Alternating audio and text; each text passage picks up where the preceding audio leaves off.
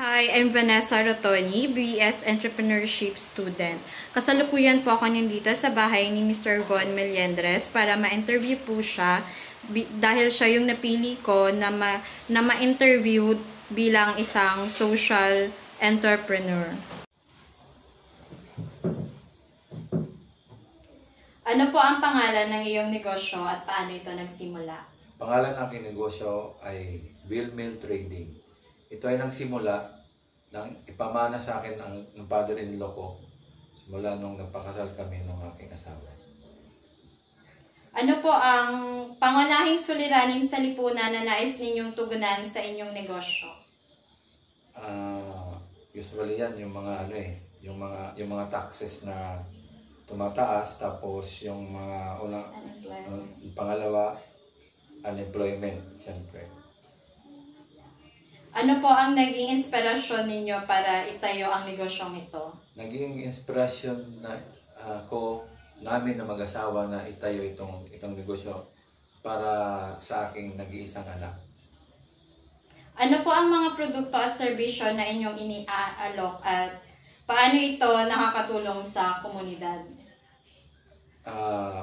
Ito ay manpower services. So nagsimula kami sa limang driver kasi Bill Mill Trading, tapos yun. Yung manpower po, pa-specific kung anong manpower kagaya ng anong manpower po? Manpower services, umano din po ako ng supplier or sa government. Yung manpower po, halimbawa, kailangan po mag-aayos ng lababo. Ganun ba? Magpapadala? Driver. Usually, driver talaga. Driver. So, kung kailangan po namin ng driver, maghahanap ng driver, yung company nyo po, yung pwede namin makontak. Ganun. Libre na siyang, may driver na siya, meron pa kayong sasakyan. Nagpaparenta ng sasakyan, tapos package na kasama na si driver. Okay po. Paano nyo po tinitiyak na may kita pa rin ang negosyo habang tumutulong sa iba? Kahit pa paano, kumikita rin na hindi naman siya kalakihan. Basta makatulong ka lang, wala namang problema yun. Okay po. Ano po ang mga pinakamalaking hamon na inyong hinarap bilang isang entrepreneur?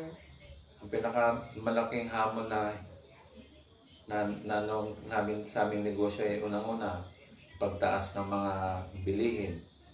Tapos yung sa langis, siyempre gumagamit din kami ng langis dahil sa mga sasakyan. At saka lastly, yung mga taxes. Paano po ninyo pinipili ang mga taong natutulungan sa inyong negosyo or sa proyekto niyo, sir? Bali ngayon, ang employed sa akin, yung mga kamag-anak ng asawa ko, yung mga kamag-anak ko rin, sila din yung unang naging empleyado namin. Anong klaseng pagbabago po ang nais ninyong sa komunidad mula nung nagsimula kayo? Ang pagbabago sa community, siyempre, makatulong, mag-outsource pa rin kami kasi pag kailangan namin ng driver, hindi na kami maghahanap ng iba, doon na kami sa community. Kasi within the family lang kasi yung namin muna ngayon, ang mga empleyado. Outsource kami. Anong payo po ang may bibigay nyo sa mga kabataan na gustong magsimula sa negosyo? Bali, subukan lang nila magnegosyo, magkayod lang kayod, at least, tapos wag sumuko. Ano po ang plano ninyo para sa inyong enterprise sa susunod na 5 taon?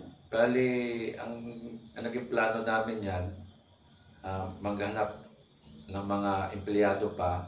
Sa ngayon, meron na kaming 5, so magiging 30 na mga empleyado na para at least makatulong kami sa kanila. Okay, sir. for 5 years.